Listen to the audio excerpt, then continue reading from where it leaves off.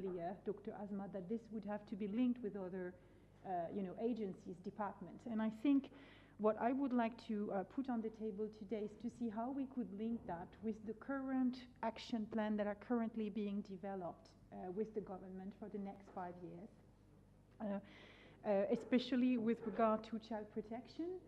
When you talk about preventing suicide and giving a child a conducive environment, this basically, for example, leads to the fact that the Punjab government has is just working on a bill against child domestic labor, where they have allowed little girls above 15 to work, to be employed as child domestic workers, while we know that this is a worse form of child labor, while we know what they are experiencing in such environments. So I think if we already make sure that we really focus on ensuring a child protective structure and mechanism, so that children in the first place are not experiencing those forms of abuse and violence, this could be very helpful.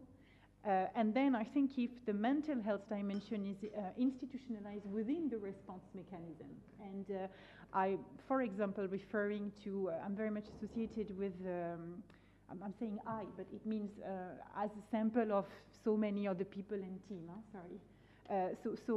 this mental health response is so much associated with, for example, justice reform.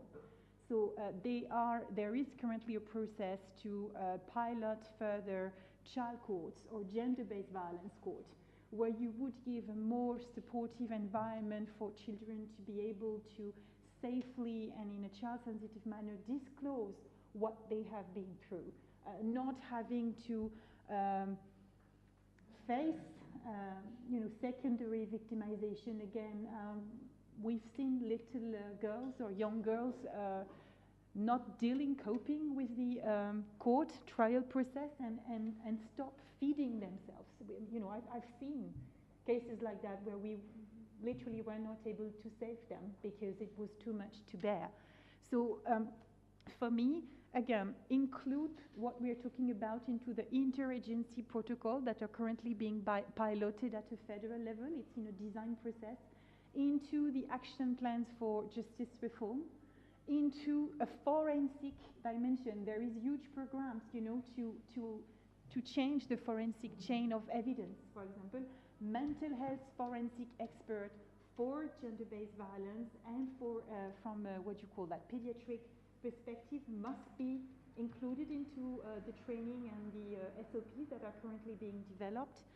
I think we also need to work on I like very much what you said, the duty bearers, the number of police officers or of judges who are facing depression and mental issues because of the workload, because of the, how confronting the cases are, what they're facing. This is also totally ignored, and that's something which is very much needed. And the reformative justice approach, which is again critical. Yes, it's terrible, and yes, we are with the victims. But then overall, if we think about what's going to happen for our society, do we put that abuser into an even more abusive situation, which means at the end of the day, you end up with a hardened criminal, dysfunctioning person with psychiatric issues who will not be able to function in a healthy manner. And so it's a kind of infernal cycle, one never-ending cycle. So thank you for saying that. That reformative and rehabilitative approach, I think, is crucial, and therefore you have a role to play at a preventive level while the trial or the investigation or the rehabilitative process is taking place within the structures where we're trying to solve that, which means the jail, as well as the hospitals, as well as the schools. And I think I'll finish also on that.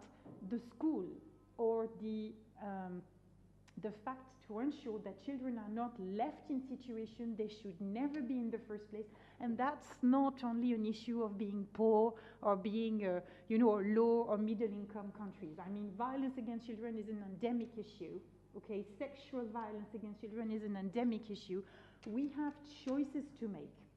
And we have to decide that we're going to pay someone in our home, an adult, the minimum wage, we have to decide that we are going to work on family planning, so that as parents we take our responsibilities to protect, support, and listen to our children. And the caregivers within the medical field or within the schools or within the madrasas have to be there, have to be equipped, have to be trained to be there and to do that. The number of women who come to me and tell and disclose what they've been through as children, as you say, they never had anybody to talk to before, and this is destroying them. So I'm still very optimistic. It's just that we need to coordinate and organize ourselves at an interagency level.